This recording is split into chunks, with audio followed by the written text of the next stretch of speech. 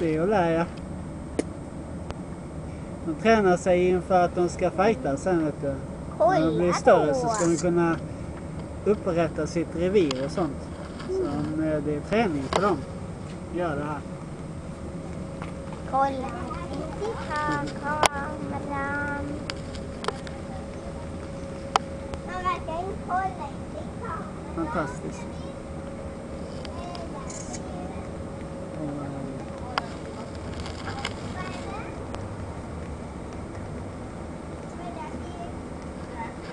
Wow.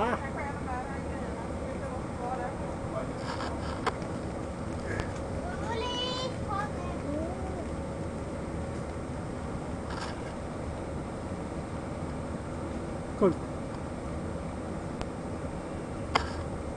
Ja, för en gång skulle se lite fart på lejonen men sen.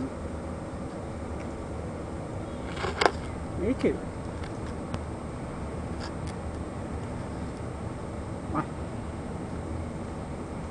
Jag biter dig.